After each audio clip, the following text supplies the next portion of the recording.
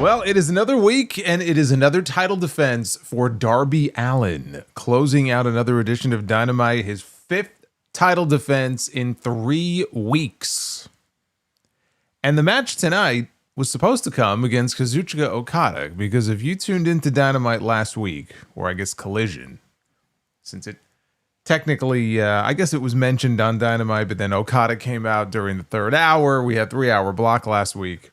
We were supposed to get a World Championship match tonight with Darby and Okada, and that did not happen. We were told on Collision by Don Callis that Okada had to fly back to Japan. And I thought he might make a cameo tonight. I thought maybe it was part of an angle. Turns out, I guess it wasn't, so hopefully whatever he went back there for on such short notice wasn't anything too serious. But we got a pretty suitable replacement, because instead we had Darby Allin defending the World Championship tonight against Okada's opponent at Double or Nothing, Konosuke Takeshita. And these two guys went out there and they had a hell of a main event. And I have to say this, it's going to be over in a few weeks. This Darby miracle run will be over in a few weeks. But I have to say that, Darby is making the most of the time that he has with that championship. And he wrestles and works his matches as somebody who realizes he's on a short, he's kind of got a short leash here that they're keeping him on. He's not going to be in this position for an extended period of time. So every time he goes out there, I mean, this is just the way that he wrestles all of his matches anyway. But every time he goes out there, it's basically a car crash every single week with this guy, where he is taking these unbelievably ridiculous bumps and just they're throwing so much stuff at you. He's taking so much abuse here in these matches. It does make for some dramatic near falls. As we saw tonight, the fans, were biting on some of the near falls in their match.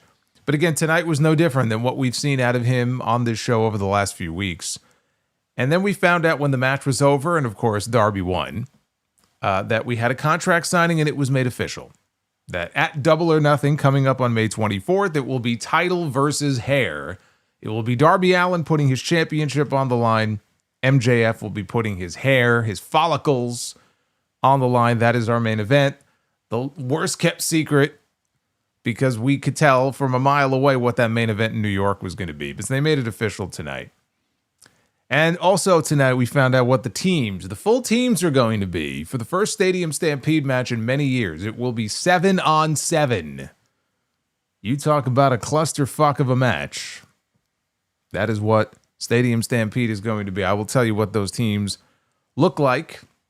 We had another open challenge tonight. Oh, yes.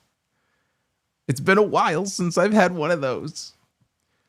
So we had the open challenge with Kevin Knight in the TNT Championship. We had the return in that match of an AEW star that we have not seen in the ring in over a year. And they actually had a pretty good match.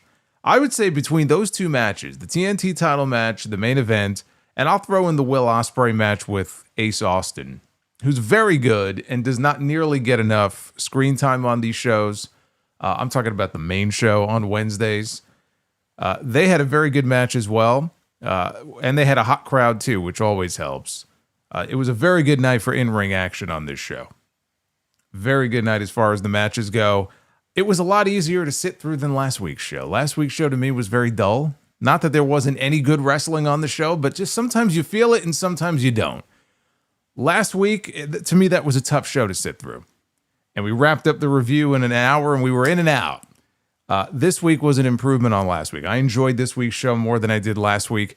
But we got something else tonight. We found out what the brackets are going to be for the Owen Hart tournament. I've been wondering, when are we going to get the announcement about these brackets? All In this year is a month later than it was last year. It was mid-July. This year it's late August. So I was thinking that maybe around Double or Nothing this thing would kick off. And sure enough, we got the men's bracket and we got the women's bracket, which I'm going to show you right now. We'll talk about this here. May as well. Why wait? This right here is the men's bracket for the 2026 Owen Hart Foundation tournament. You take a look at the left side of the bracket. We have Samoa Joe one-on-one with Will Ospreay, and that match will be taking place at Double or Nothing. Samoa Joe has been trying to recruit Will Ospreay into the Ops, and he hasn't gotten an answer. Very unhappy about this. So now he's going to beat it out of him at the pay-per-view. So that's one match. And then on the same side of the bracket, we have the brand new AEW National Champion, Mark Davis. Shout out Mark Davis. He's actually got some singles gold. I'm a mark for Mark Davis. What can I say?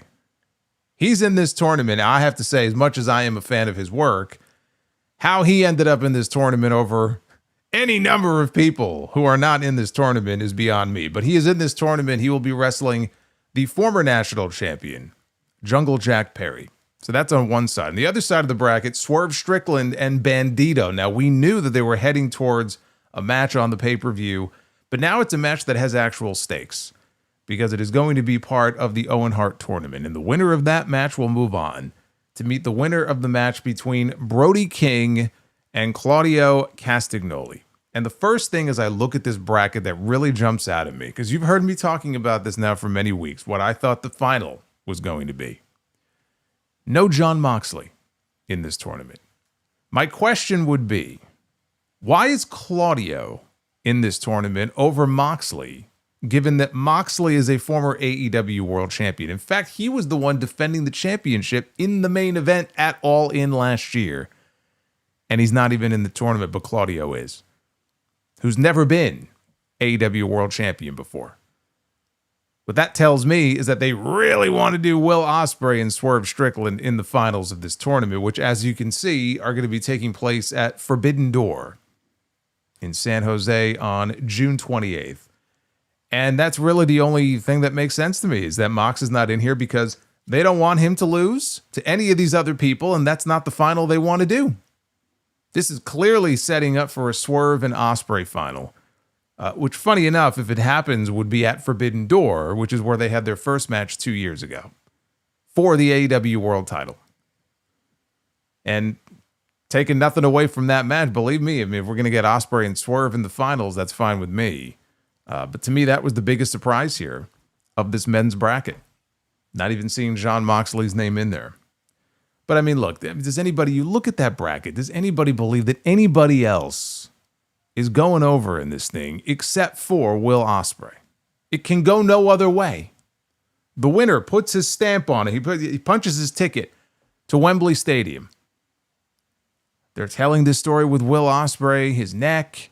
He's trying to find the inner soldier from within, the beast within. He's trying to make this big comeback.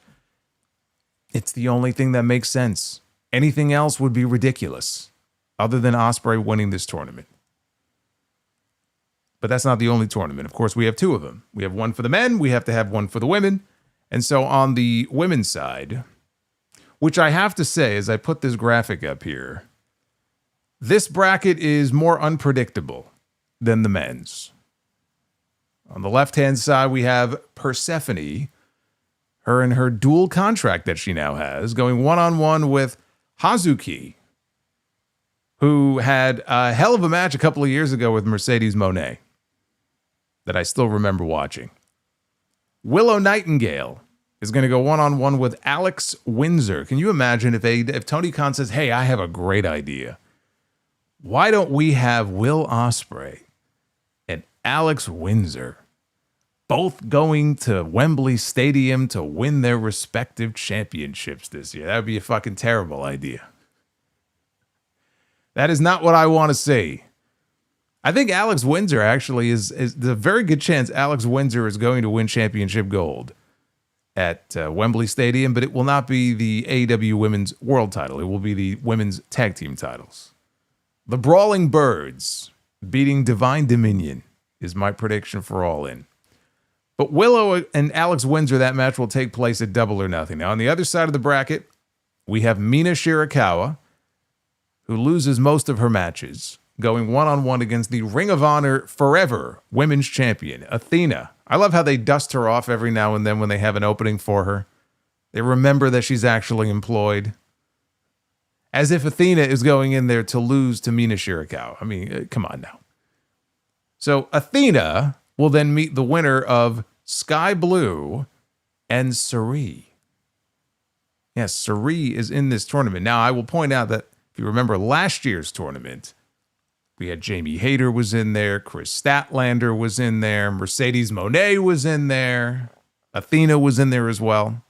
So Athena is back, but no Hater, no Statlander, and no Mercedes. If Moxley not being in the men's is the biggest surprise on the men's side, I would have to say that Mercedes not returning and being in this tournament is the biggest surprise of this one.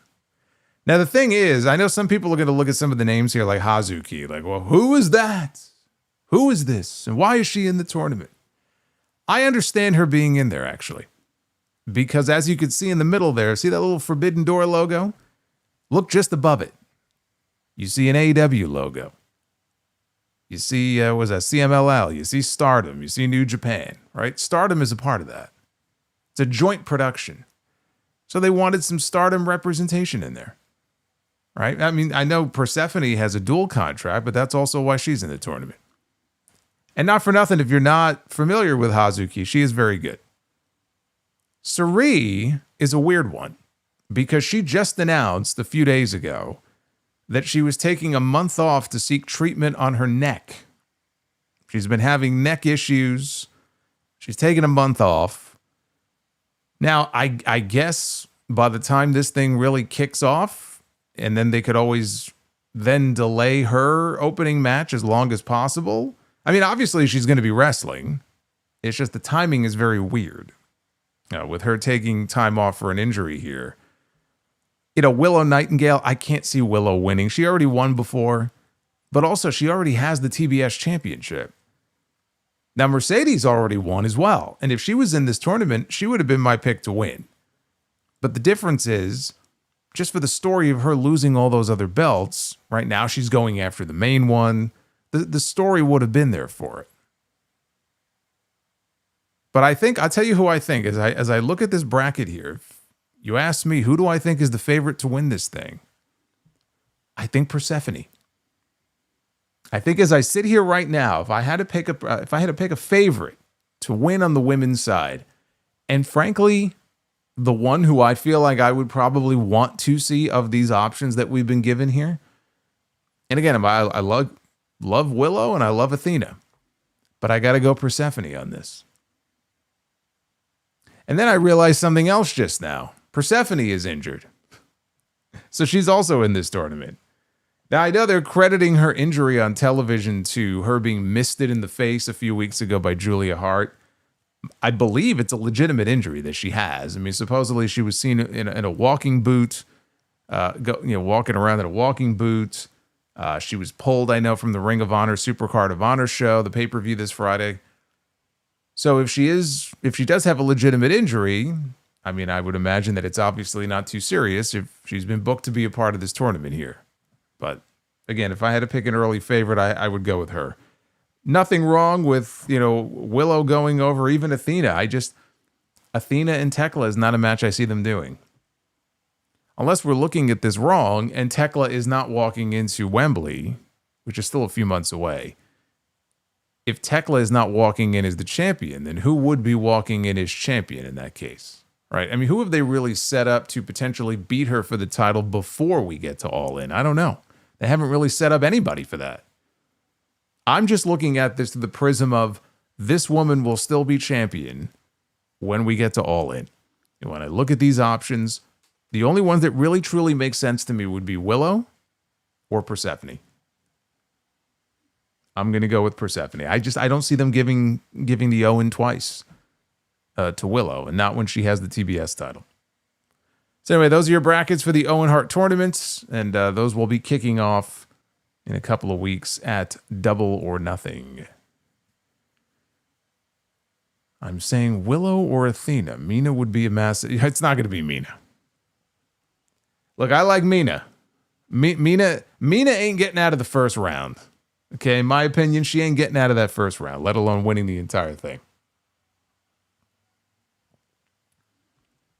Holy shit, Cheza, it is 5 a.m. on a Thursday, where Cheza is. 5 o'clock in the morning, Cheza is having his morning coffee as he tunes into the stream. Well, welcome. Good morning. I'm glad you can join. This is your AEW Dynamite review. It is Wednesday, May 13th, 2026. I am the Solomonster. Hit that like button, hit that subscribe button, and super chats are open. And I'm going to be reading a whole bunch of messages from you guys a little bit later on, including one Joseph Stewart, who bombed me. There was a bombardment before I went live tonight. And Joseph, I really appreciate that. Joseph, I have a feeling, Joseph, he mentioned in one of his super chats that he was away on a family vacation. I was wondering because he had been absent for a little bit. And I was starting to get worried, but apparently he was on vacation. I don't know what one of those actually looks like anymore. It's been a while since I've taken a proper vacation. But Joseph, thank you. Going to be going through all your messages a little bit later on. But before we do all of that, this is always a dangerous thing here on a Wednesday night. We don't always hit the likes goal on Wednesdays. I'm hoping tonight will be a good night. If we want to do Be the Booker, let's find out what our likes goal is going to be.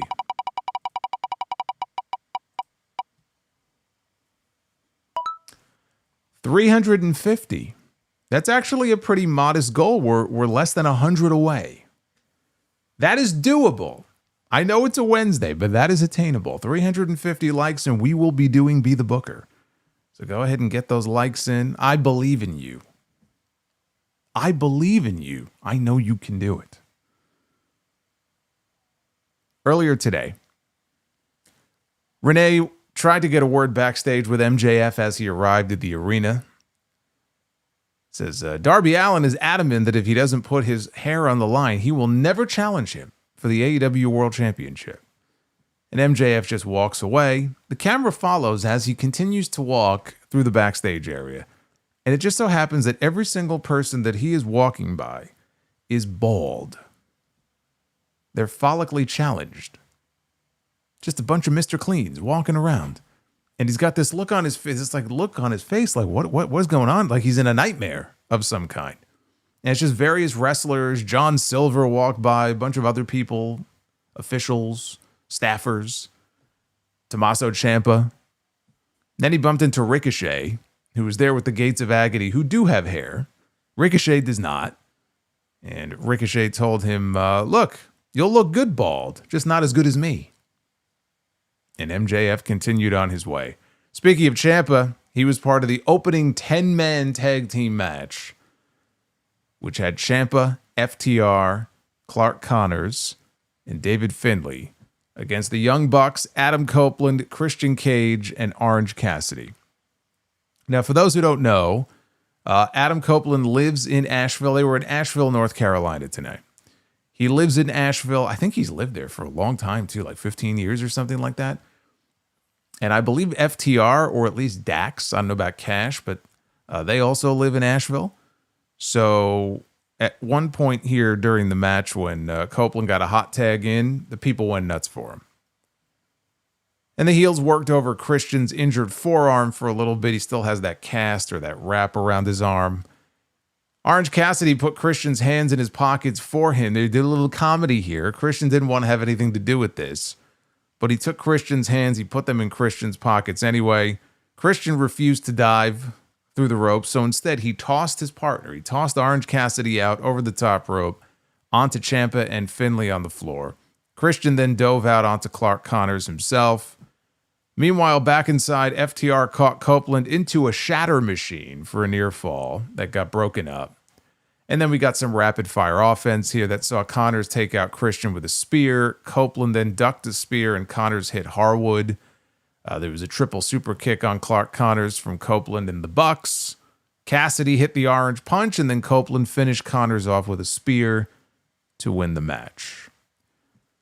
Your typical AEW party match. I mean, if you've seen one of these 10-man tag team matches on this show, you've seen them all. I mean, they all break down in the same way. It's just boom, boom, boom, rapid fire offense, a bunch of moves, a bunch of super kicks. It's kind of hard to keep track of who's legal, and it doesn't even fucking matter. Basically, everyone does what they want to do anyway, but the fans were hot for it. Again, part of it was that Copeland has that hometown connection with Asheville, because we've seen Copeland and Christian on this show some weeks where the crowds are not nearly as hot as they were here tonight.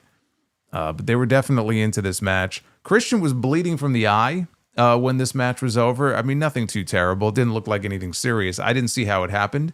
I think it might have happened when he dove out onto the floor, but they zoomed in on that, and, he looked kind of sinister with the blood trickling down the side of his face.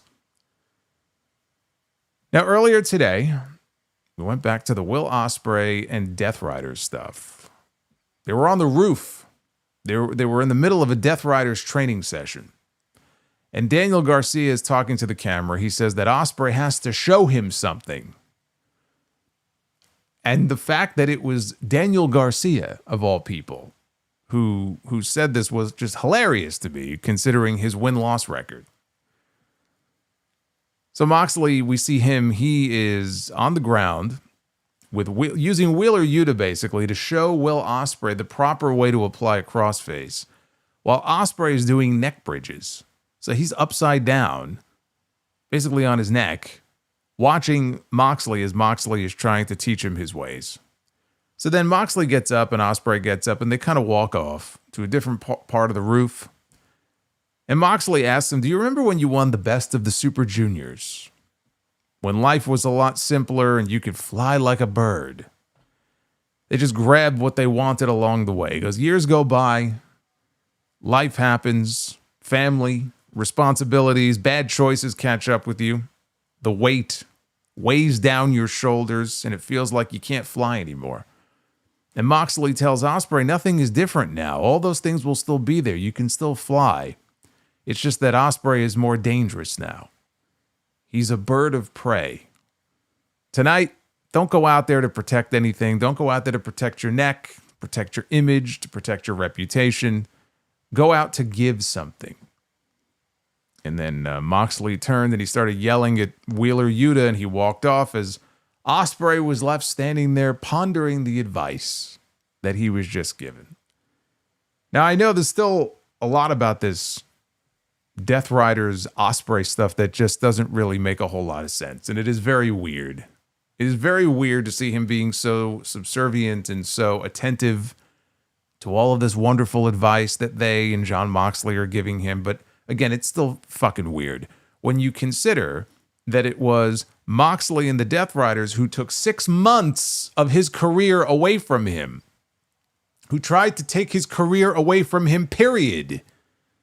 But they're the ones responsible for him being on the shelf and going under the knife and being gone for 6 months and not knowing whether or not he would ever be able to make it back into the ring.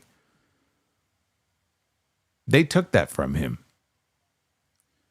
And so now here he is every single week and, you know, he's listening attentively and he's turning to them for advice on how to improve and how to get himself to the place where he wants to be. And so, yes, it is very goofy in that respect. However, that being said, I've been digging some of these segments because the thing with Ospreay is when we see him on television usually, what do you see Will Ospreay doing? What is Will Ospreay good at? Will Ospreay is great at going out there and having banger matches. Will Ospreay is great at going out there and doing all kinds of fancy moves and getting the crowd behind him and hitting a hidden blade or 3 or 4 or 5 or 6 or 8. Popping the crowd, having these great matches.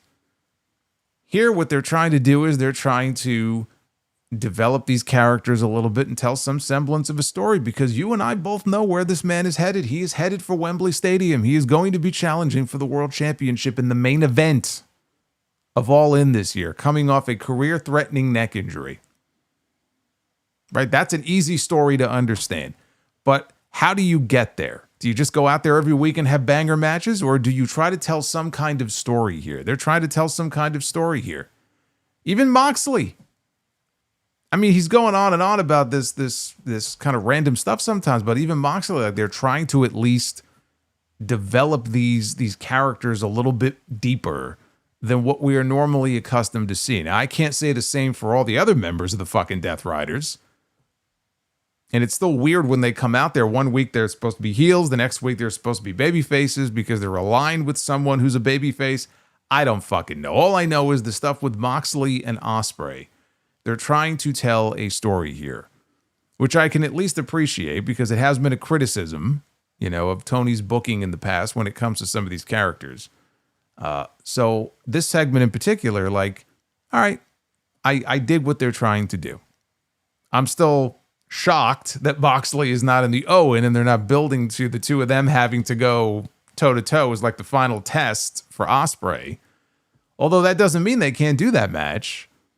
on some other pay-per-view between now and then, but it would have more meaning if it was in the finals of the tournament. Maybe Tony just doesn't want it to be that obvious. Even though it seems pretty obvious, we're just going to get Swerve and Ospreay instead. The Demand. They were backstage along with the new national champion, Mark Davis. A round of applause for Mark Davis, who won his first singles title on Collision. On the Fairway to Hell edition of Collision, he had a match with Jack Perry.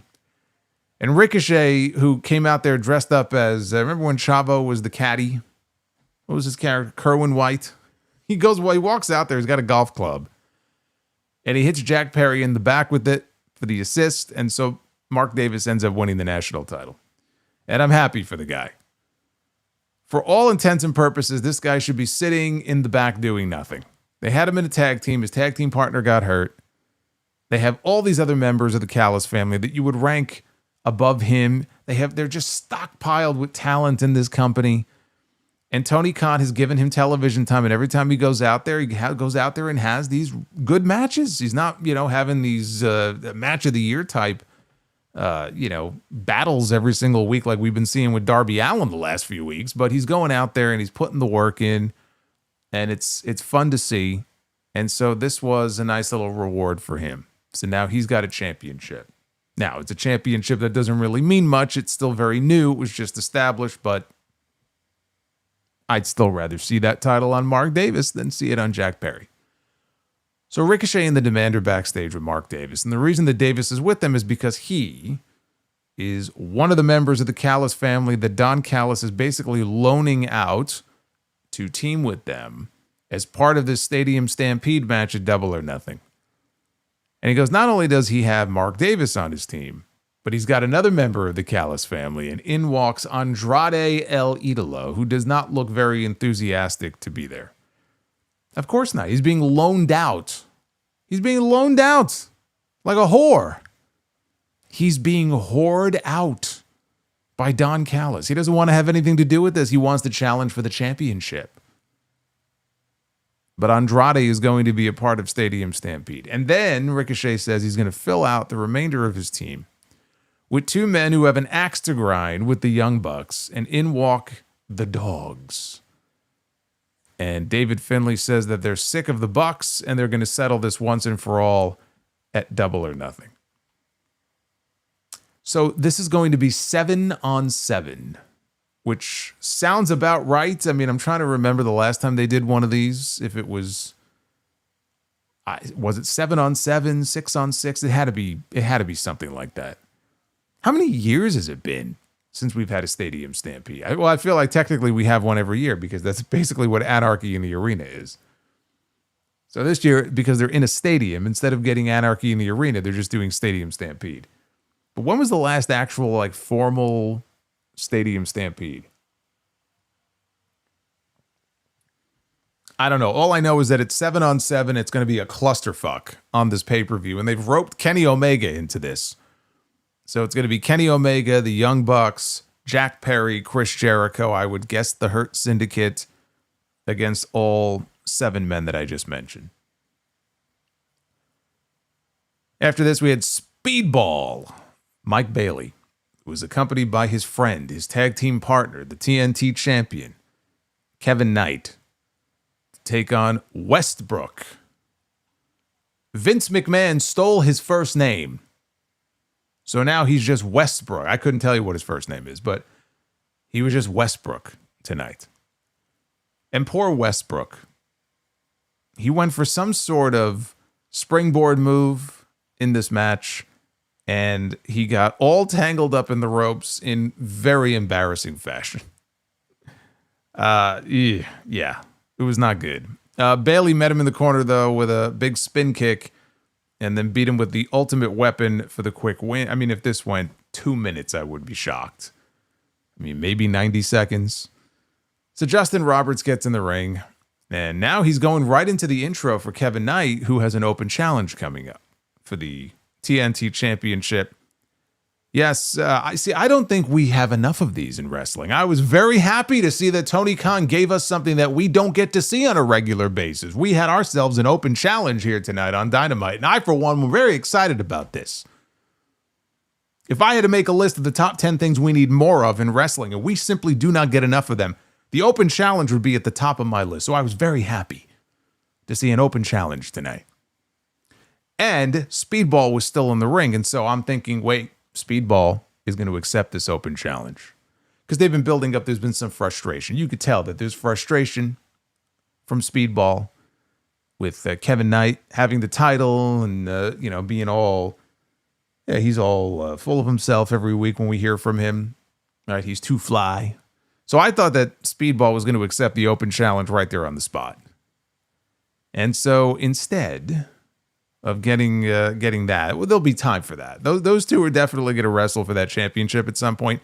Instead, we had the returning Brian Cage, looking as jacked as I've ever seen him. Although he has physically been bigger, but he was jacked as all. I mean, he's still huge, but he was just jacked as all shit. And he was joined by Lance Archer and RPG Vice, Rocky Romero, and Trent Beretta. This was Brian Cage's return to the ring for the first time in 14 months. And immediately he was doing curls with Kevin Knight, who flipped over onto his feet. He tried some shoulder tackles that were not successful. He basically bounced off this man. Later on, Knight fought his way back into things with a springboard missile drop kick, and both men were down. I hope Speedball doesn't go heel. It kind of feels like we're trending that way, but he's such a geeky babyface. It's hard for me to imagine him going heel. I mean, it's possible that he could just get so frustrated he accepts the open challenge at some point and they have a friendly exhibition. I mean, you could still do Kevin Knight and Speedball without Speedball going heel and, viciously. I can't even imagine what kind of heel he would be. You know what I mean? Like, he's out there, he's all zen. He's like the biggest nice guy, like white meat babyface that they have on that roster. I can't even imagine him going heel, to be perfectly honest with you. So if they're going to do it, I would just rather it end up being some sort of friendly open challenge type deal and just leave it alone. Speedball turns heel and finally puts on boots. And that would be something. Rusev used to wrestle barefoot, and then eventually he ended up wearing boots. It's possible. But as I said, both men were down. Knight dove out onto Cage on the floor. Cage caught him, though, slammed him onto the steps. He pulled Knight back into the ring with a vertical suplex for a near fall. Bayley and Archer, they started brawling out at ringside. There was an awkward spot or botch in the corner where Knight went, I think he was going for the Hurricane Rana. He was going to try to pull Brian Cage down to the mat. And something went haywire here. And this fucking guy, okay, just to show you how strong he really is. Brian Cage, by the man's feet, he pulled him up. He muscled him up. He tried to salvage this, and he muscled him up into a powerbomb position by his feet. And so then Kevin Knight was able to take him over with a Hurricane Rana. Brian Cage goes flying down to the mat. And in the end, Knight picked up the win with the UFO splash. I mentioned that Brian Cage missed 14 months. Because I saw some people in the chat earlier going, oh, Tony finally remembered the man was employed. No, the guy was hurt. You could say that about a lot of people on the roster. Brian Cage is not one of them. Brian Cage was not on television because Brian Cage has been injured. Brian Cage tore his quad, had surgery on that, and then had a full knee replacement. Now, I hear that. I hear knee replacement. You hear about that when people are retired, right? I'm going to retire, and then I'm going to get this replaced, and I'm going to get this fixed, and I'm going to do this and do that. So when I heard he was having a full knee replacement, I mean, that to me, I hear that sounds career ending right there. This guy had a full knee replacement, worked his way back, looks the way he does, goes out there, and didn't really look like he was working any differently than he normally would. He went out there and had a hell of a match with Kevin Knight. So look, I'm happy for the guy. I was following a little bit along the way on his social media with, kind of his rehab and everything. And I know he was having a bitch of a time there for a while, trying to get healthy. And so I'm happy that he is healthy. And does that mean that Tony Khan is going to suddenly start doing stuff with him on a regular basis? Probably not. Probably not. The best he could probably hope for is just being part of the Callis family whenever they come out on television. So I'm not expecting a miracle here, but it's just good to see him healthy again, and hopefully he can stay that way. Because I know that was a very serious injury situation that he was dealing with. Now, after the match was over, Mike Bailey took the microphone. He congratulated Kevin Knight on a hell of a win. Knight did the same to Bailey. They were being very complimentary of each other. A little too complimentary. I said, where is this going? Knight said he still can't get over losing to Darby Allin. Bailey said, look, you're a future AEW world champion and everybody knows it. And Knight said that Bailey has always been in his corner and someday Bailey will be champion as well. See, this is where I thought the challenge was coming for Double or Nothing. Because neither of these men are in the Owen Hart tournament.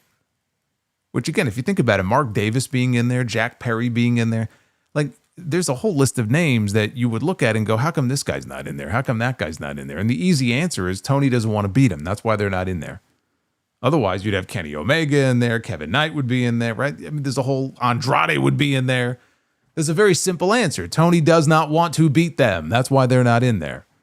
But because of that, I said, well, maybe the match at Double or Nothing is going to be Speedball against Kevin Knight, and I think it still might be. But that's not what this was.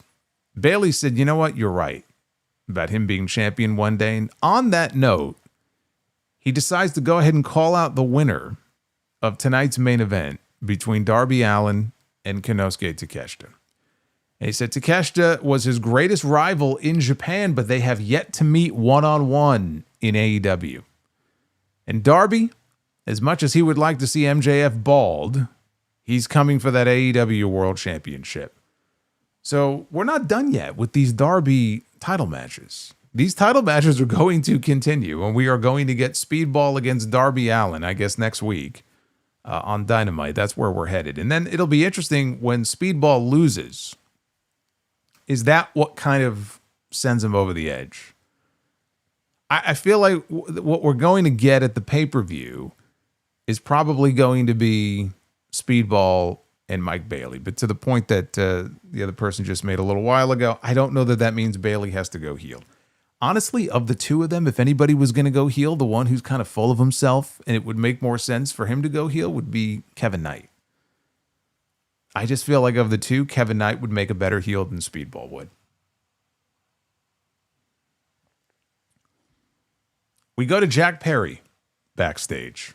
He's got his knife. He says that Mark Davis is no champion to him. It took somebody else hitting him in the back with a golf club for Davis to win that title from him. Perry told him, though, bring all your friends at Double or Nothing. But after the pay-per-view, two of us are going to meet in the Owen Hart tournament for the right to challenge for the AEW World title. And that man is going to be him. And if you don't like that, he says, fuck you. Got some news on Jack Perry. David Shoemaker, if you don't know who David Shoemaker is, I know he's got a podcast and he pops up in these WWE documentaries all the time. David Shoemaker is saying that Jack Perry is about to be a free agent and could possibly be WWE bound. This is the first I'm hearing of this, so I was a little taken aback. We've heard a lot about Anna Jay. I haven't heard this about Jack Perry. Anna Jay, there's been a lot of talk about Anna Jay's contract being up soon and how she might pursue a career maybe in WWE or go to NXT. So I've heard her name mentioned. This is the first time I'm hearing the same for Jack Perry. And I mean, it's very hard, not impossible, but it's very hard to imagine Jack Perry and CM Punk both being employed yet again by the same company. But I suppose there's a chance that it could very well happen. I find it very hard to believe. I find it very hard to believe that he would leave, but this is the chatter that's out there. We'll see. Are we looking at a story in these next few months where both Jack Perry and Anna Jay jump ship and go to WWE? I don't know, but that's the word on the street. At least according to Mr. Shoemaker, he's about to be a free agent unless something changes very soon. Brawl out 2, says Indra. Can you imagine? They just happen to be walking down the hallway backstage one day at the same time. Oh, man. I'm trying to like visualize this. I'm like, I don't know. Brawl Out 2, Electric Boogaloo. Yes. Put that on Unreal. I want to see that first face-to-face meeting on the next season of Unreal. Will Ospreay. He went one-on-one on this show with Steve Austin, with Ace. I wish. With Ace Austin. Ospreay, he may have slowed things down a little bit here. I was watching to see how different his in-ring style would be with all these training vignettes. Now, I know Moxley told him on the roof earlier in the show, like, you can still fly, but now you're going to be more dangerous. But still, I thought, okay, well, maybe they'll show, like, oh, this is a different Will Ospreay. Again, maybe he slowed things down a little bit, but it's the same Will Ospreay. He's doing all of his, aerial moves. He did the fucking Sky Twister press, all the stuff that you would expect him to do. He was doing here in this match. Austin attacked Ospreay's neck during the commercial break. Ospreay landed an Os Cutter for a near fall. Yeah. Yes, Manny. Yes.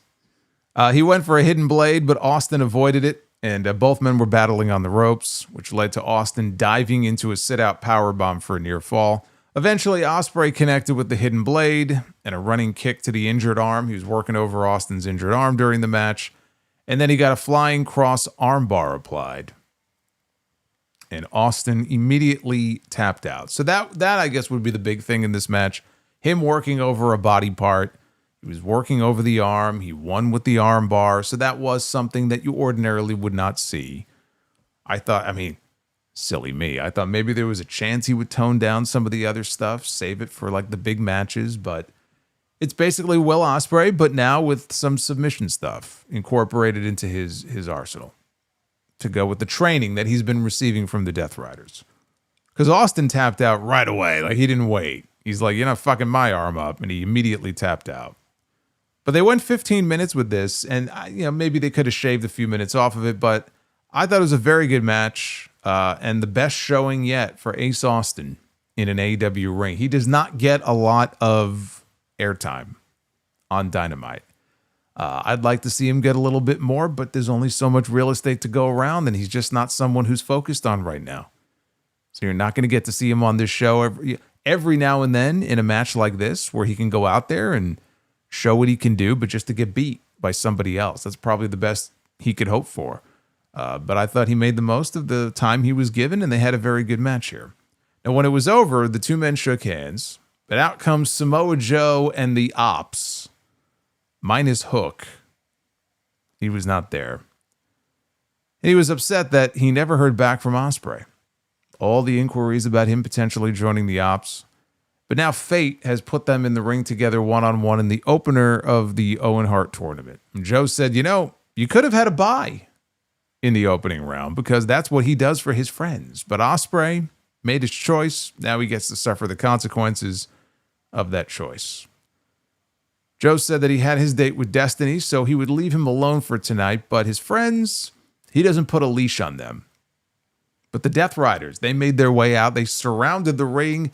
They basically acted, you might say, as a shield for Will Ospreay. And the Ops backed off at that point. Moxley was looking at Ospreay. Ospreay was looking at Moxley. It's quite amazing, isn't it? They went from bitter rivals, and Ospreay wanted to murder this man, to now they're like BFFs every week on television. It's quite the transformation. Renee was backstage with Don Callis and Konosuke Takeshita ahead of tonight's main event. Callis said that Takeshita will be heading into Double or Nothing as the AEW World Champion. What's going on, hired gun? So MJF walks in, and he puts over Takeshita. He's talking him up, and he says, I can't think of a better idea than Takeshita versus MJF 2. And he shakes Takeshita's hand. Yeah, I forgot they wrestled. When did they wrestle, though? Had to be a few years ago. Takeshita says something in Japanese, and then he leaves.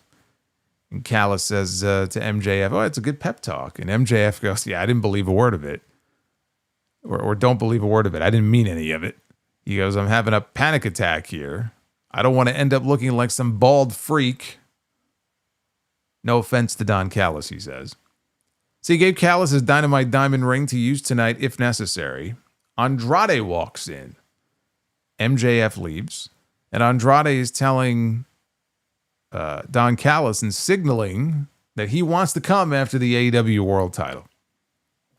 And so I hear him say this, and I just think, if only there was a tournament that was about to start for a shot at the AEW World Championship, wouldn't that be a great place for Andrade to be, given that he wants to win the championship so badly? If only there was a tournament about to begin, I think that would have been the perfect spot for Andrade. It's too bad. It's too bad. He should be upset that Don Callis picked Mark Davis to be in this tournament. Don Callis had some pull with which one of his guys was going to be in the tournament. Mark Davis is in there and Andrade is on the outside looking. He should be upset about that. So Renee was backstage after a break with the conglomeration. Kyle O'Reilly says that Roddy and Orange Cassidy, they should be going after the tag team titles because if you remember, the conglomeration is owed a shot at the tag belts. So Kyle says that he's going to go after singles gold because Jon Moxley has the Continental Championship, which I got to tell you, I completely forgot about that fucking belt. Moxley was kind of like in the Darby role where he was defending that title or not, maybe not defending it, but he was at least having eliminator matches every week. And that kind of slowed down now. And I just totally forgot. Oh yeah, that's right. He's got that fucking Continental belt. And Kyle points out that he's tapped out Moxley before, and so he wants a shot at the Continental Championship. Willow Nightingale is with them. She's also part of the conglomeration, and she says that she too has gold. She pulls out her TBS championship. She says she's also won the Owen Hart tournament before, and so she'll do it again, and she'll have all the gold. And then Mark Briscoe showed up, and so he's back. And he challenged Tommaso Ciampa to a match on Dynamite next week. We had the Triangle of Madness, Tekla, Julia Hart, Sky Blue, taking on the Brawling Birds, Jamie Hayter and Alex Windsor, and Hikaru Shida. The match broke down into a brawl right out of the gate. Late in the match, Hayter and Windsor, they hit a double team thrust kick facebuster combo on Tekla. They were setting up for their 2 birds, 1 stone finish. Tekla escaped. Sky Blue entered. She went for a code blue. Windsor, though, was able to avoid it. And so the birds were setting up for 2 birds, 1 stone. Tekla, though, grabs the AEW Women's World Championship and hits Jamie Hayter with it for the disqualification. The lame disqualification. And after the match, Hayter and Windsor, they were attacked 3-on-2 because Shida bailed. She's like, I'm out of here. And as she's leaving, we see Willow and Thunder Rosa and Mina Shirakawa. They all run out to make the save. Somewhere in this, one of the referees got misted by Julia Hart. I didn't see which referee it was. I mean, this was decent enough stuff. This existed for one reason. The whole purpose of this was to get to the end of the match where Tekla could hit Jamie Hayter with the championship. Because Jamie Hayter is one of the women challenging her for the title at the pay-per-view. There is going to be a 4-way for the women's world title. Tekla will be defending against Chris Statlander, against Jamie Hayter, and against Hikaru Shida. And something's going to happen there between Statlander and Shida because they've really been teasing it out and building to it for a while. I can't imagine Tekla drops the belt in this 4-way, but I'm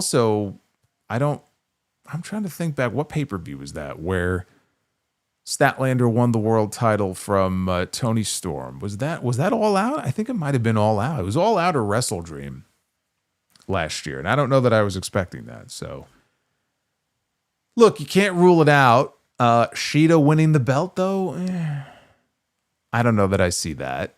Hayter's going after the tag belts. And then you got Statlander, who's got her story going with Shida. I feel like they kind of cancel each other out. Tekla's not losing. Tekla's not losing that belt. But they closed the show. Darby Allin defending the AEW World Championship again. They said his 5th defense in like 3 weeks. It was supposed to be against Okada. Okada was unavailable, so tonight it was Konosuke Takeshita. Now, Renee was at ringside. They do this gimmick now for some of the matches where as the person is making their entrance, Renee is at ringside like the roving sideline reporter, which is kind of cool. It's something different. You know, I will never fault any of these companies for trying something different. I just hope that when they try something different and it sucks, they don't do it again. Like that dumb press conference segment with Hangman and MJF a few months ago. Don't ever do that again, please. But then again, you also have Collision last weekend on a fucking indoor golf course, which I guess some people thought was stupid or bush. I mean, I saw some dumb comments. I mean, I thought it was fucking great. I love it when they try wacky new locations like that.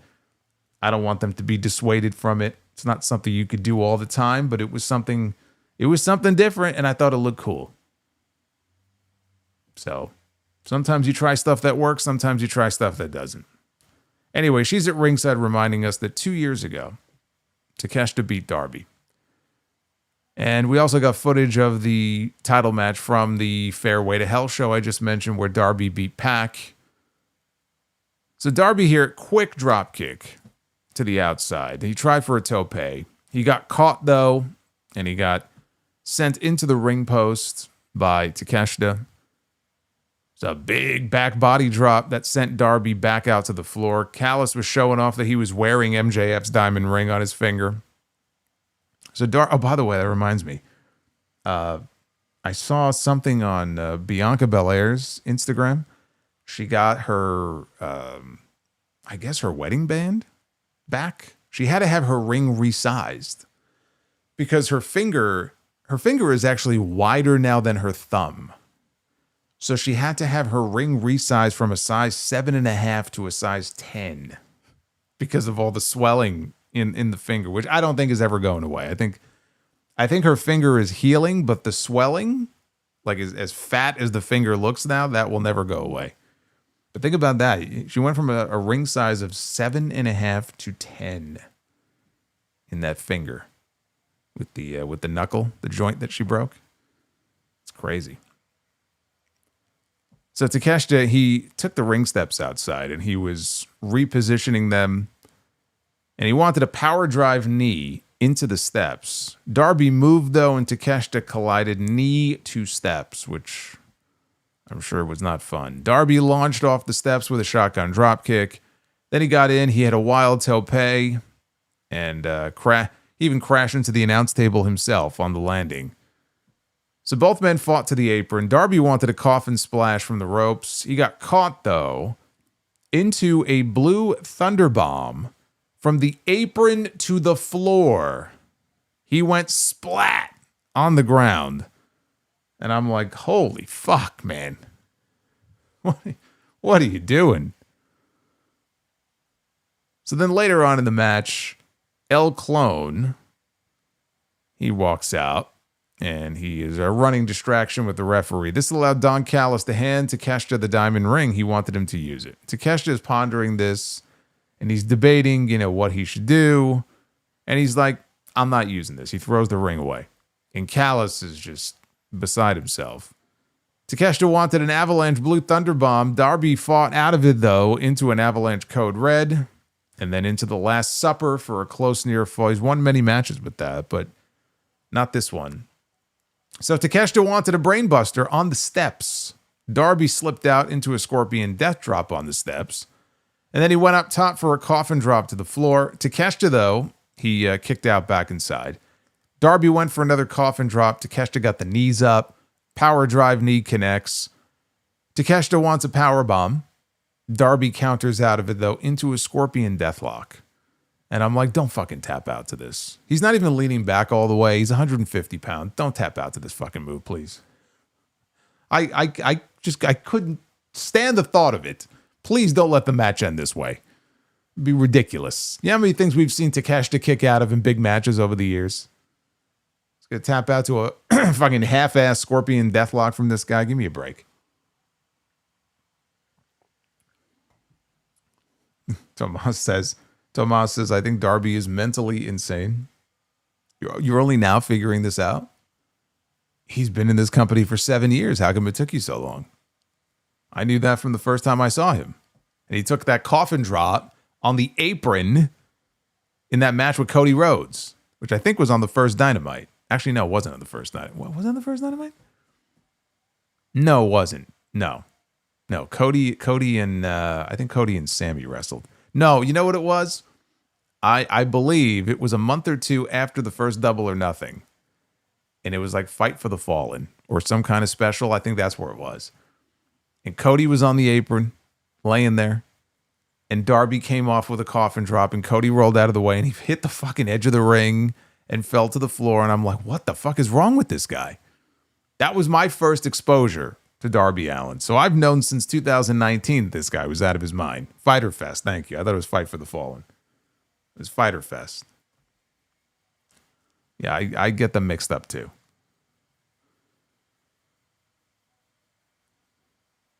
Anyway, thankfully, Takeshita, he got to the ropes for the rope break. But he was in perfect position for Darby to go up and hit not one, but two coffin drops. And he got the pin. I could accept that. If he would have tapped out in that scorpion that deathlock, I couldn't accept that. So after the match, Darby demanded that MJF get his ass out here. How long was this over? It was like a 15-minute overrun tonight.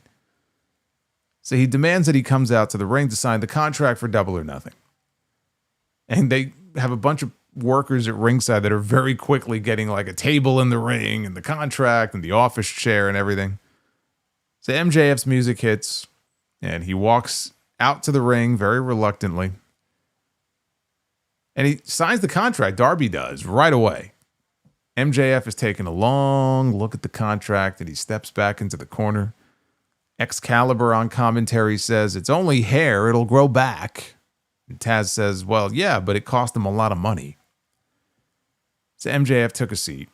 And Darby said, Darby looks like he has rabies. Because there's a small part of him, kind of like all the dicks of all the men here in Asheville, just a small part of him that feels bad for Darby.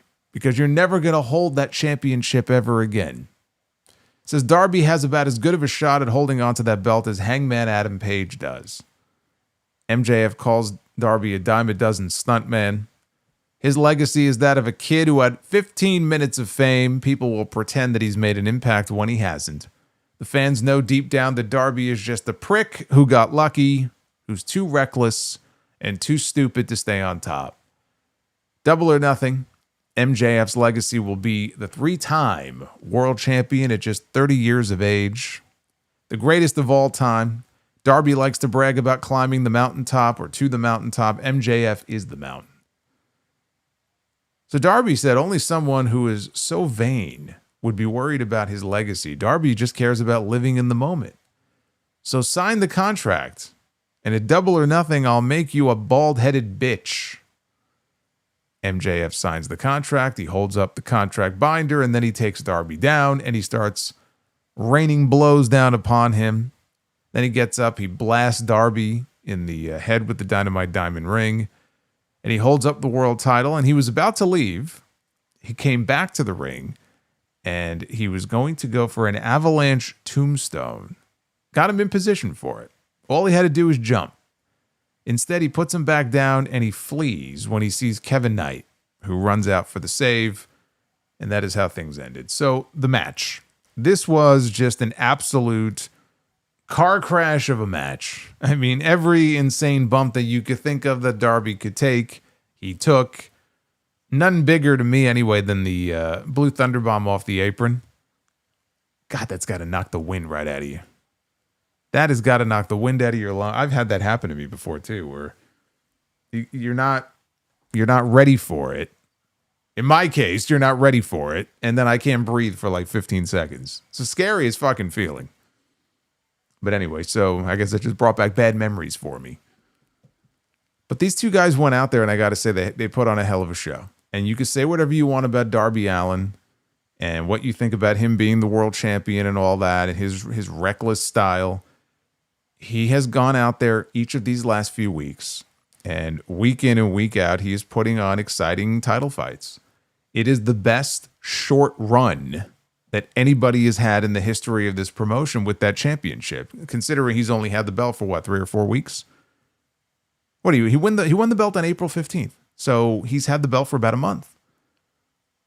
Find me another world title run in AEW where in the span of those first 4 weeks, you've had somebody go out there and defend the title like this every single week, and against some credible names too, and go out there and have these banger matches that he's been having every single week. So the matches have been a lot of fun. But the key word there is short. Short title run so far. He can't keep going on like this. It's not sustainable to believe that Darby would be going out there for another 4, 6, 8 weeks, 12 weeks, go to London, defend against Ospreay, and continue doing this and having matches every week and putting his body through the stuff that he's putting his body through week in and week out, even storyline-wise. It just doesn't make sense. It's not sustainable. So no matter how hard they try to convince you that MJF is going to lose his hair at Double or Nothing, I can't buy into it. It's unrealistic to me. Darby is wrestling these matches like someone who knows he's on borrowed time because he is. And again, MJF, they always mock him and talk about him going to Turkey and paying for this hair transplant or whatever it was that he did. He did pay a lot of money for it. I wouldn't want to shave my head if I were him. The fuck would I want to do that for?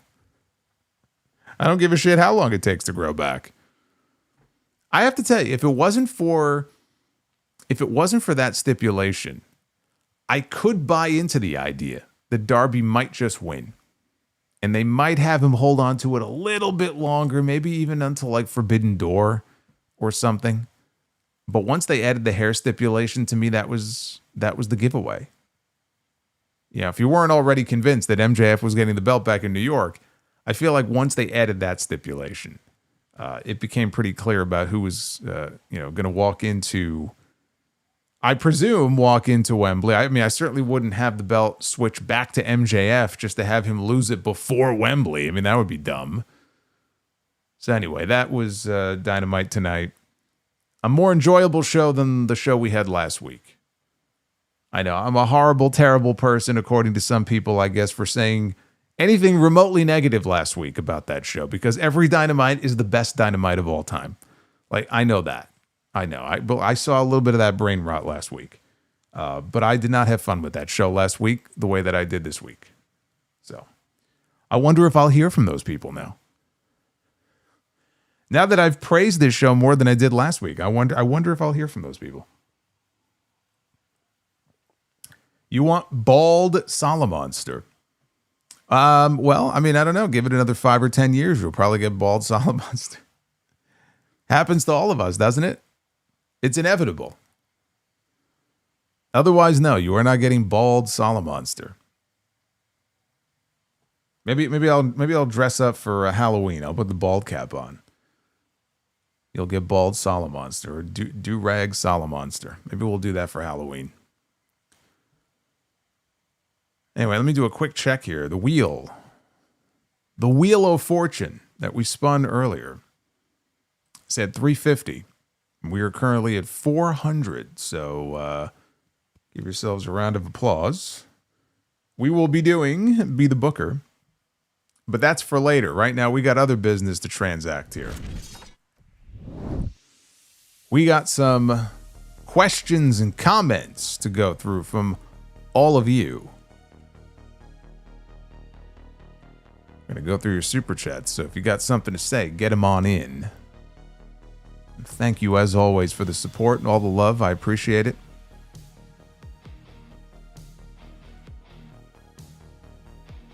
Solomonster for Halloween will go as Durag Vince.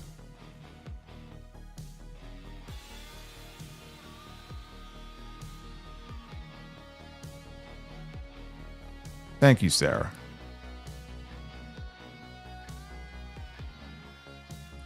I think I'm fair. But again, some people, if you're not one extreme or the other, you're a hater, you're on the payroll. I can't help but laugh at it at this point. I feel like I'm on so many payrolls. I don't even have to do these streams anymore. I could just retire just based off all the payrolls that apparently I'm on mysteriously.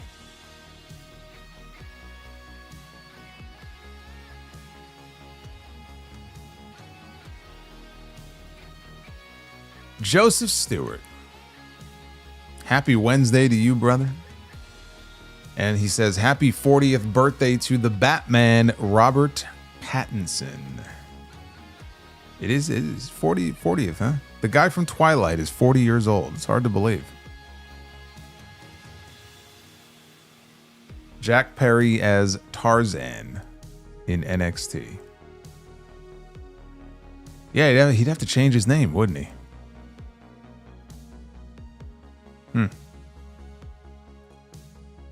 He says both the Batman and the Superman sequel, Man of Tomorrow, have started filming right now. Well, I would hope so. I think the Batman is due out next year, isn't it?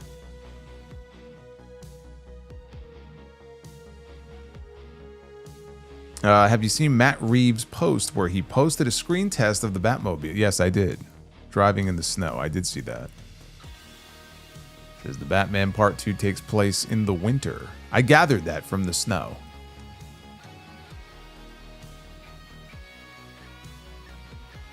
Said also, he confirmed that Robert Pattinson has started filming.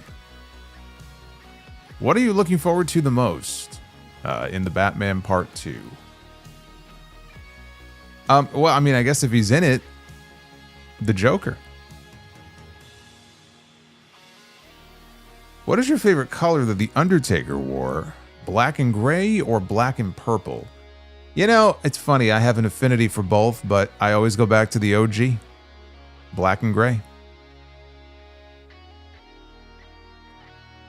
Why do some people think Stone Cold Steve Austin was not as popular as Hulk Hogan was? Because they're either too young or they're just being naive. I mean, you can quibble over who you put at number 1 and who you put at number 2, but to say he wasn't as popular is just not true. It's just demonstrably false.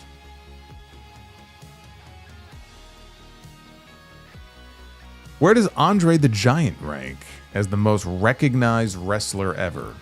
One of the most recognized wrestlers ever.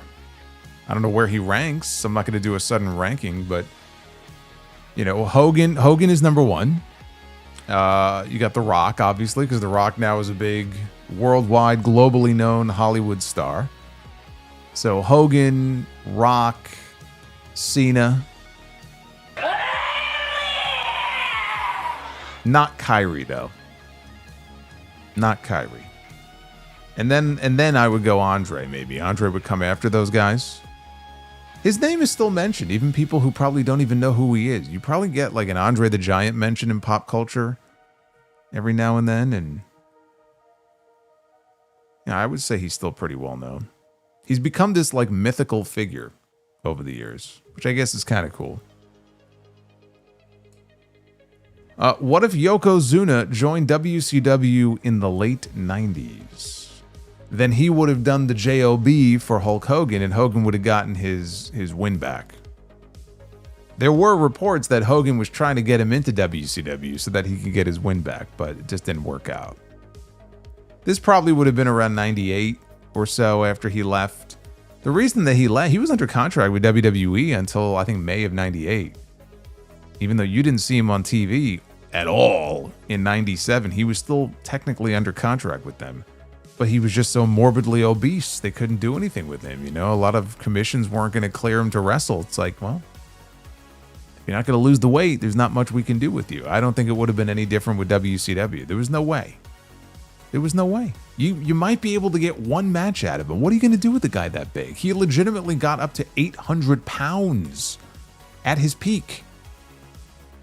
Like, what do you do with somebody like that? At that point, it just becomes dangerous to be in the ring with them.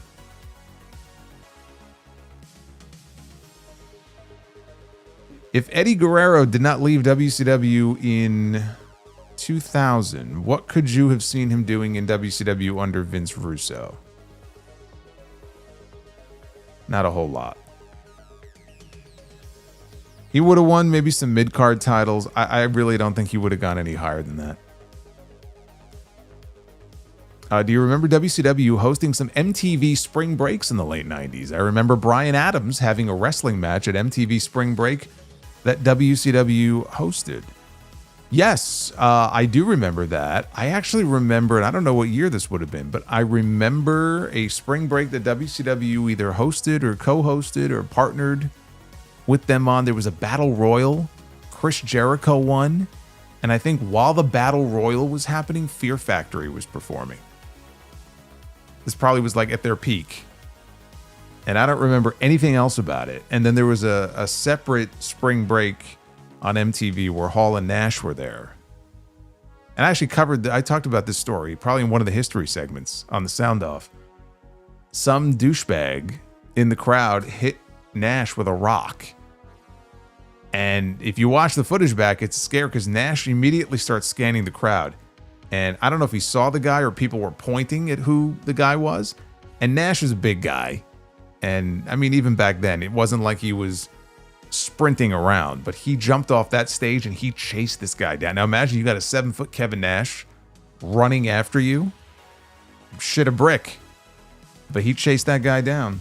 And I think that guy, or maybe the guy's father or whatever, sued Nash. It was like a whole fucked up story. They sued Nash, I think, for like assaulting his son or something. It was something ridiculous like that. Anyway, yeah, those are my WCW MTV spring break memories.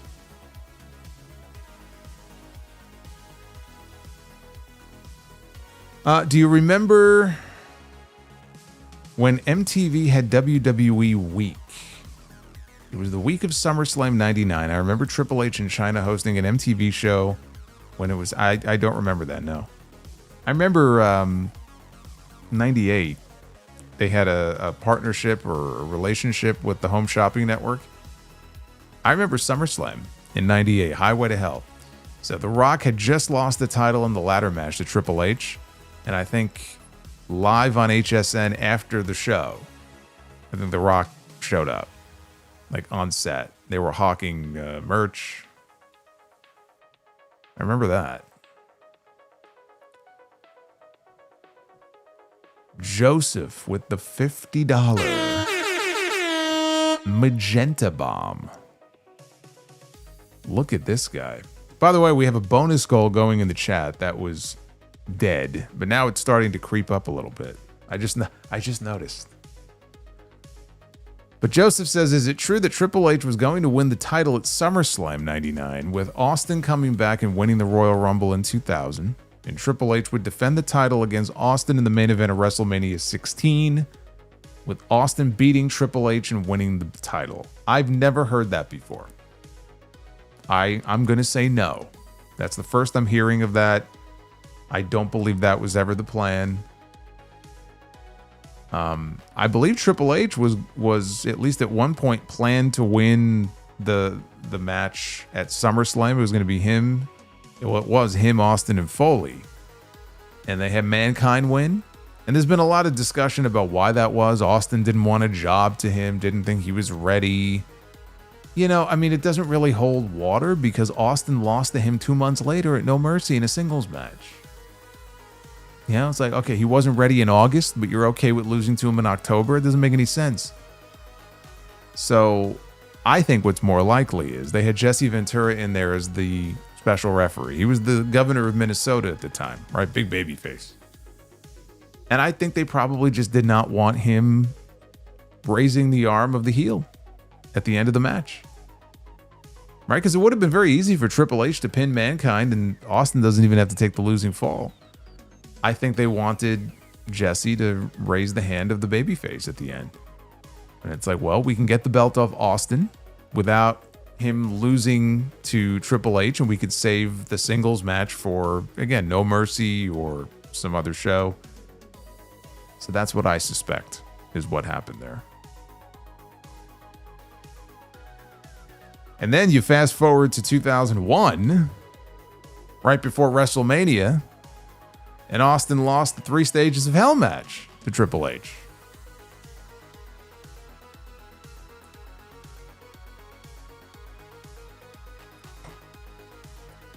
Joseph, thank you very much. I appreciate that super chat, but that's not the only Magenta Bomb. Joseph dropped 3 of them. This is number 2. I met Jack Perry and Anna Jay while I was on vacation. I had the opportunity to hang out with them both along with my family. They knew some of my family members. I'm so grateful for that opportunity. They were very nice to me. A day I will never forget. That's very cool. I wonder where you went for your vacation. But Joseph, that's awesome. Thank you for sharing that. I'm glad that you had a memorable experience. That's pretty cool.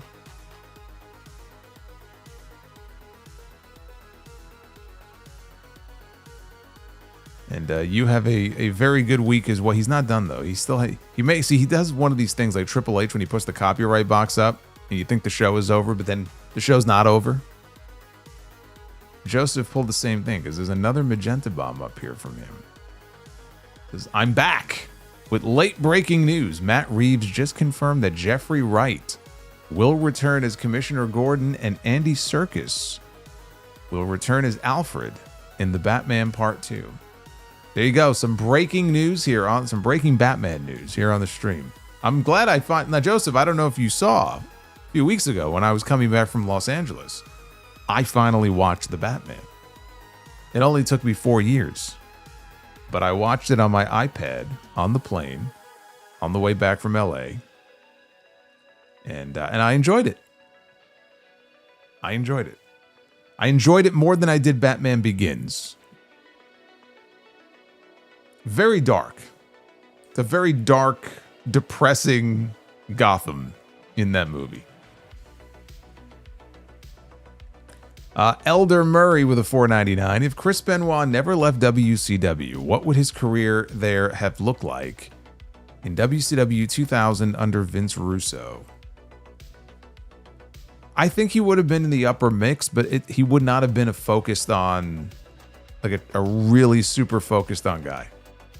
And the only reason they put the belt on him when they did, right before he left, was because they were trying to keep him. So if they had gotten him to stay and he signed a contract, believe me, that belt was not going to be on him for very long. It's like, okay, we got him. We got him. Now let's get that belt away from him.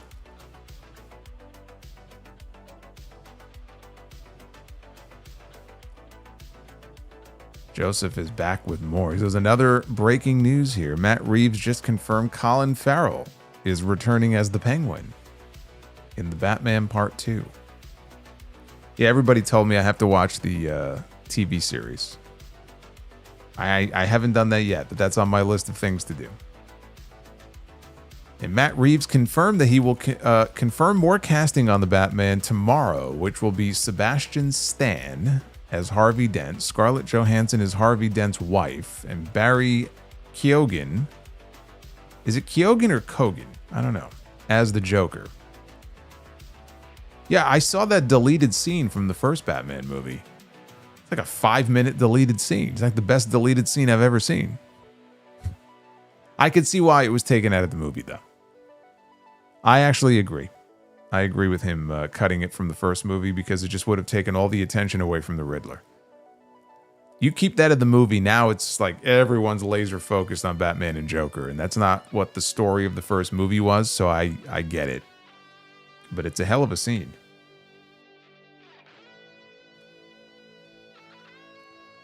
And happy early birthday to George Lucas, he says. Oh, all right.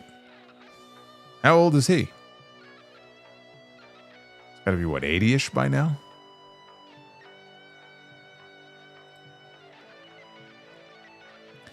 Dry Chicken says, I'm making a bold prediction for the Owen Hart Cup Finals winners.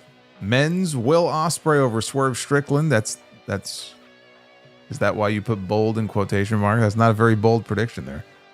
Women's Alex Windsor over Mina. Now that is a bold prediction. It's very bold of you to think that Mina would make it to the finals. Yeah, I don't want to see Alex Windsor win that tournament though.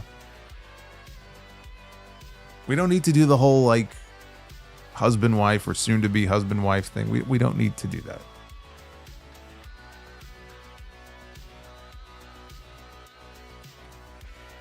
We don't need to do that.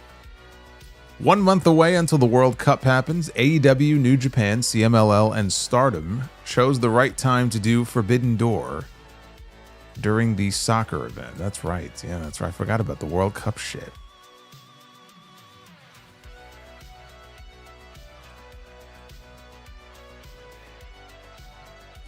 I wonder what the attendance is going to be for the World Cup. Because we've seen it with other events. You know, there's not a whole lot of international travel coming here as compared to in the past. Curious what kind of impact that has on the World Cup attendance. Also, he says, one of these days, Tony Khan may be tempted to do All-In in Mexico City or Vancouver, Canada in the future. Yeah, I mean, I could see that. I mean, they have the partnership with CMLL. So I could see that. Ishmael. They got to push Brian Cage. Says, I don't get why Tony is obsessed with pushing a washed-up Jungle Boy. Maybe he's trying to keep him. He's going to become a free agent. If those rumors are true, maybe he's trying to keep him. Bender McSimpson loved that the Death Riders are tweeners, and I like the rooftop segment. Them and Ospreay are not friends, but they have an understanding. Yeah, I mean, again, they're trying to tell a story here.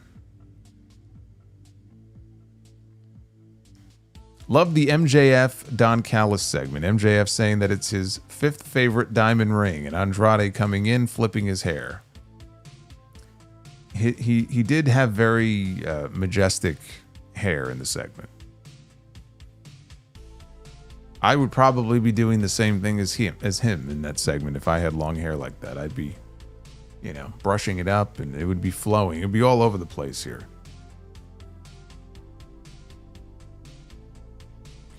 MD says, no questions, just wanted to contribute. Thank you. Thank you, MD. Chicago for MBK, more open challenge or more cowbell? Oh, I'll take some cowbell, please. I'll take some cowbell. Dry Chicken says, Ricochet should call out Jericho by saying, oh, Jericho, come out to play yay with glass bottles in his finger. I have no idea what that's in reference to. If Kevin Knight turns heel, he needs to have a lot of hot wrestling girls around him.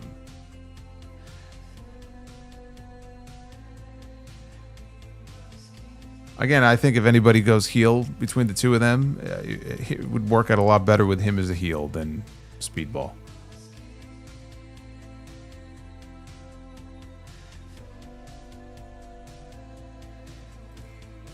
Rojo Bear. My 61-year-old dad has 2 knee replacements, or had 2 knee replacements, 10 years ago and still working to this day. Some men refuse to slow down. Yes, but, does your 61-year-old father wrestle? That's the question. There are certain jobs where it's crazier to me to think that you would be replacing your knees and still going out there and doing what, in this case, Brian Cage does for a living. That's just crazy to me. I haven't seen the Warriors. No, I haven't seen the Warriors. I have not seen the Warriors. Is that a bad thing that I have not seen the Warriors? You gonna judge me for not seeing the Warriors? Dry Chicken says, imagine Austin the Rattlesnake taking a Tiger Driver 91 from Ospreay. Yes, that would never happen.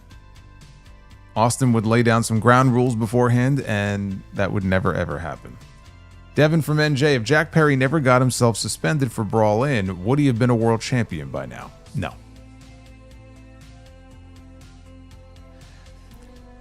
AEJ.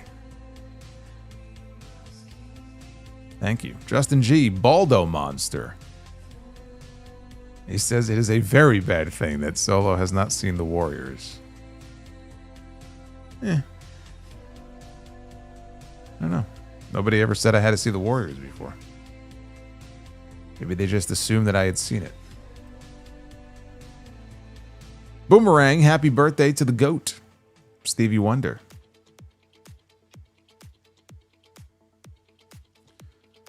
Well, I hope he gets to see your super chat.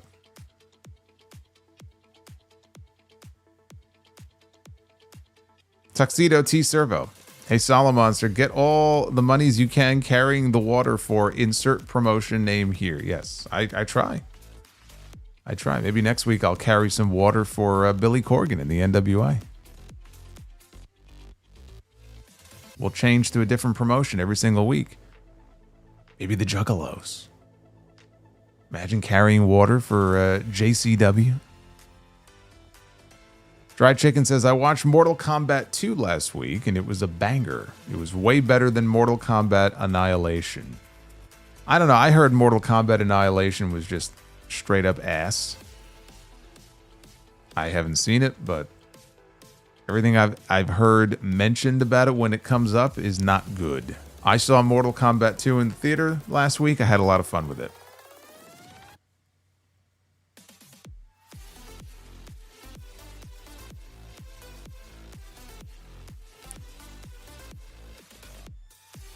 Justin G. Solo clearly paid off by soft ground wrestling. What a shame. What a disgrace. In the pocket of international indies. Yes.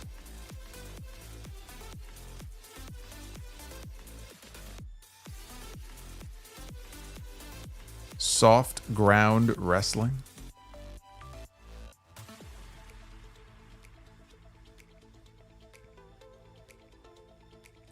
You know, I happened to be watching the Steve Austin Rock main event from WrestleMania 17.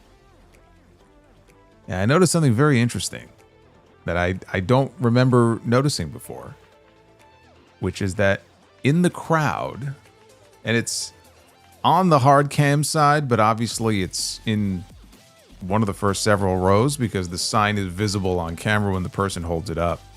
I think it's during the entrances, or like right at the beginning of the match, I believe. And somebody is holding up an HOG sign. They hold up a sign that just says Hog. And I'm like, man, this guy must be a time traveler. This is 2001. Like, how have I not noticed that before? I've worked for Hog for 8 years. I've never noticed this before. EJ Slemp watched Seth Rollins' final ROH match against Roddy today. Weird heel versus heel 15-minute title match with Terry Funk as the only babyface. Do you remember it? Barely. I know I've seen it, but I don't have much of a memory when it comes to it.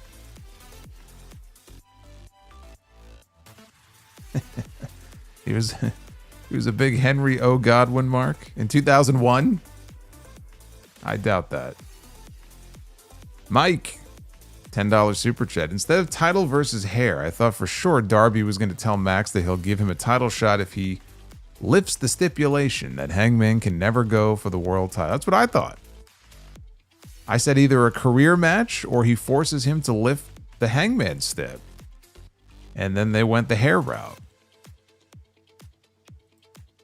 I mean, hair matches in wrestling have done well before, but it's like, okay.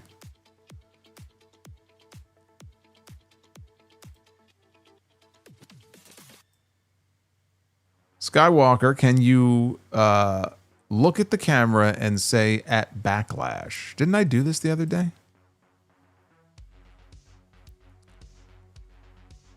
At Backlash. There you go.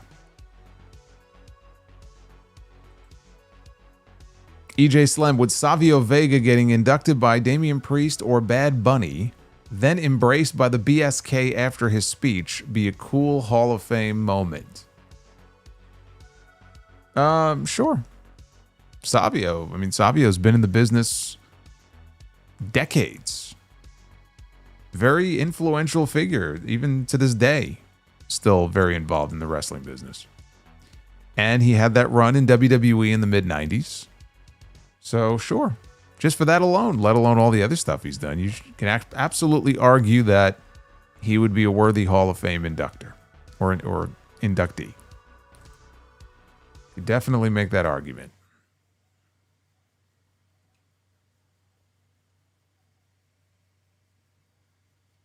Mike says, I heard a rumor today that if Eddie Guerrero would not have died in November of 2005, he would have faced Shawn Michaels at WrestleMania 22.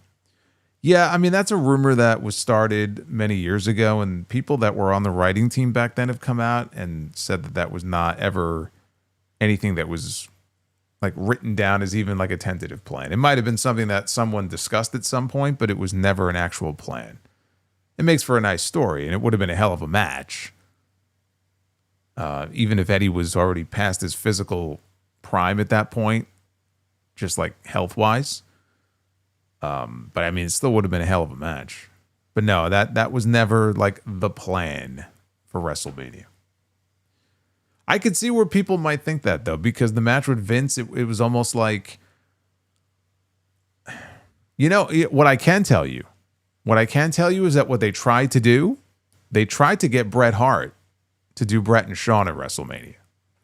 And they didn't get Bret to do a match. They had Bret, they brought Bret back to do the Hall of Fame in 2006. They wanted him against Shawn Michaels at WrestleMania. So him against Vince was like the fallback to what would have been him and Bret. If Bret wanted to do it or physically felt like he could. I'm not even sure physically if Bret was in a position to do a match at that point. It was a few more years before he got back in the ring, but that is legit. Isaac says, better finale, Breaking Bad or Better Call Saul? I enjoyed both very much, and they both had very good endings, but I got to go Breaking Bad. It's got to be Breaking Bad. EJ Slem, tonight the Mets lost an ABS challenge Brett Beatty never called for. Meanwhile, the White Sox won 4 straight thanks to Murakami. Hope you enjoy, Robert. But they won tonight, right? Didn't the Mets win tonight? That's all that matters.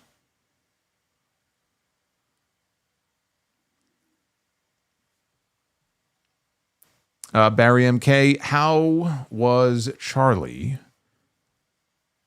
able to say she's formally known as Dakota Kai? Doesn't WWE own the Dakota name? Yes. But she wasn't billed as Dakota Kai. She was advertised as Charlie. You can say that somebody is formally known as. That's fine.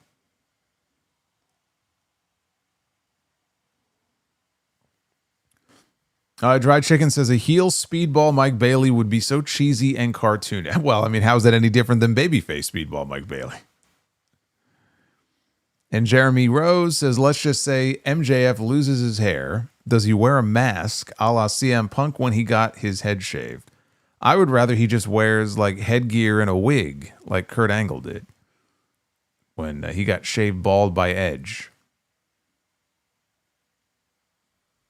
But I really don't see him getting his head shaved. He spent a lot of money on that new hair. I would draw the line if I were him. I would tell Tony, look, I'll do anything for you. And I know you're paying me a lot of money here, but there's just certain lines I won't cross.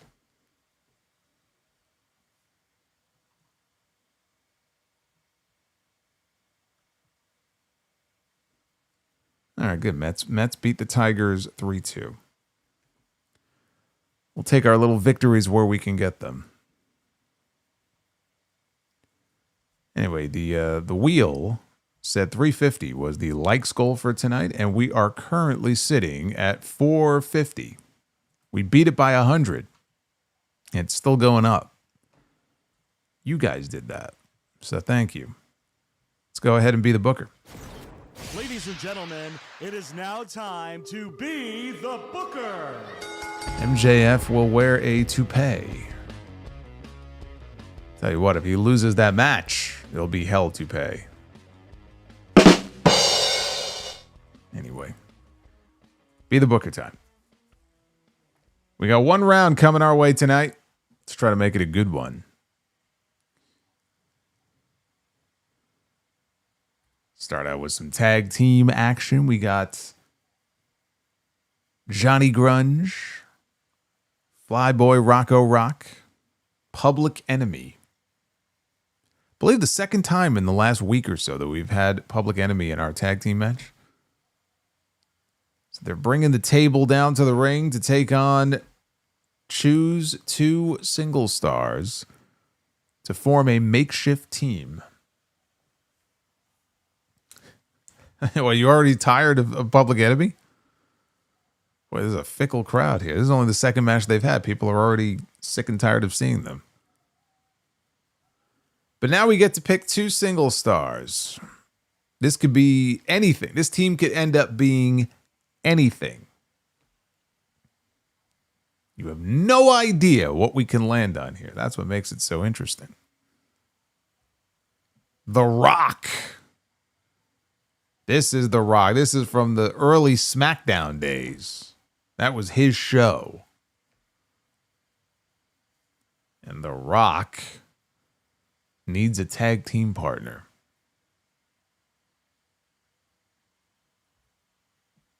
Jake the Snake Roberts and The Rock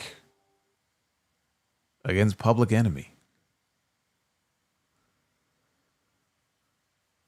Sounds like a barn burner to me.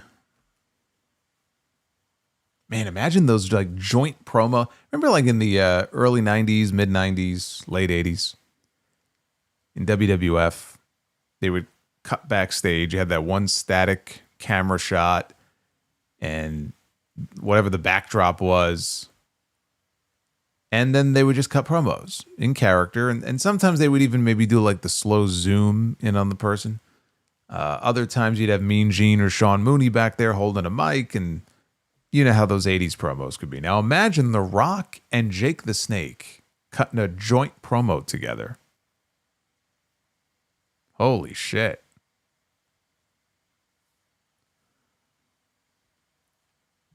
Now that would be something.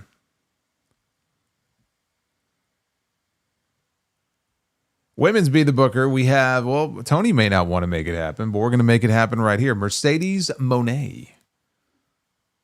I'm starting to get the impression that she may never be back. Mercedes Moné returns here in Solomonster Championship Wrestling to take on Bull Nakano. Now, you know for a fact Mercedes would kill for a match with Bull Nakano, especially prime Bull Nakano. That's right in her wheelhouse. That's exactly what Mercedes would love to get. We made it happen here. Mercedes Moné and Bull Nakano. Who you going with in that match? Who are you picking to win in that match? I like where we're going with this. We got to really end on a strong note here because we've had a hell of a card so far, but we're not done yet. Oh, we're on the right track. Kurt Angle is in our main event tonight. I mean, this can't go wrong. This is basically bulletproof at this point. Get ready for the sweep. Kurt Angle can make anything work.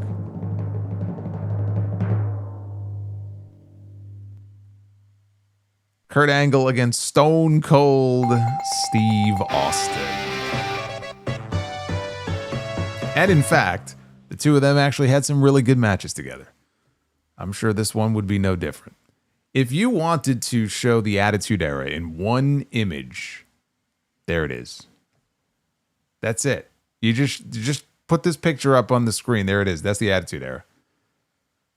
Got that scratch logo in the background, and then you got Stone Cold with the vest doing the pose. That's it. That's the Attitude Era right there. The Golden Era image is Hogan ripping the shirt and posing. The Attitude Era image is this or him flipping people off, but that's the Attitude Era. What would be the defining image for the Ruthless Aggression Era? What would that be? Brock and Heyman with the undisputed title?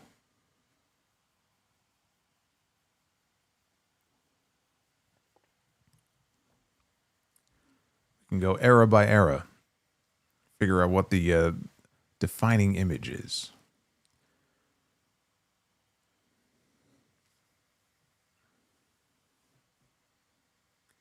Moore says, worried.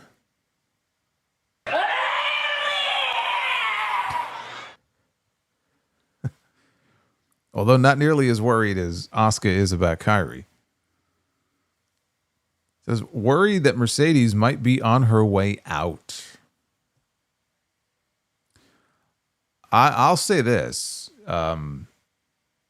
If she has wrestled her last match in AEW, that by no means is indicative of her going to WWE. If she's done, she may be done. She may be done. She may have other things in mind. I don't know. We'll see. Think about it. I mean, she's done pretty much everything she wanted to do. Yeah, I mean, she never won the women's world title in AEW, but still, I mean, she's accomplished a lot in her career. So it wouldn't be all that shocking if she was like, you know what? I think I'm good.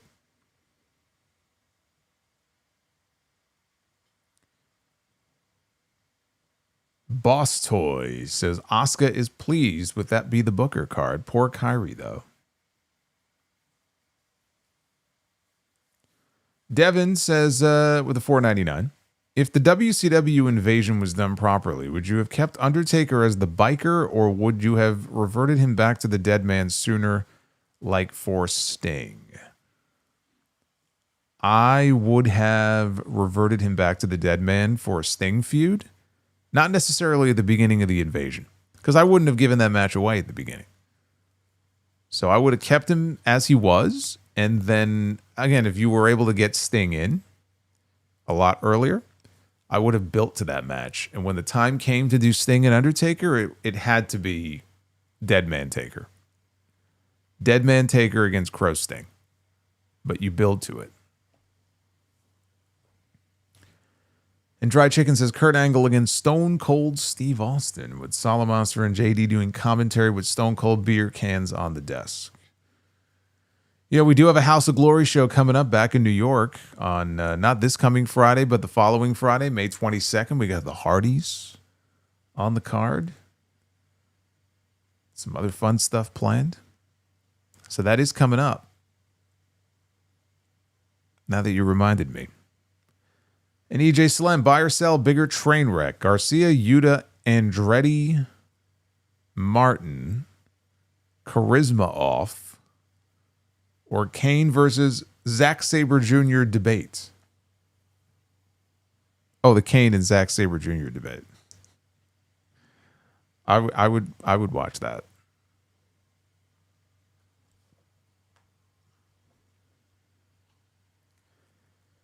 Tomorrow is Tuesday Night Titans, but on a Thursday, because we didn't do the show yesterday, so we're doing it for 1 week only on a Thursday. So that'll be over on JD's channel, 8 p.m. No, 8:30. Do the sound check at 8:30 p.m. Eastern. Tuesday Night Titans on a Thursday. See, the initials still work, TNT. Friday night, we have SmackDown. God help me. But we'll be here for SmackDown on Friday night. Post Backlash. And then this weekend, brand new sound off, episode 963. If you missed 962, or the Uncrowned Wrestling show, by the way, which dropped yesterday, a brand new episode. Go check it out. It's good shit, pal. I think you'll enjoy it. But yeah, go check out that and all the other content here on this channel. I appreciate all the support tonight. Joseph especially, blowing it up. You'll love to see it on a Wednesday night.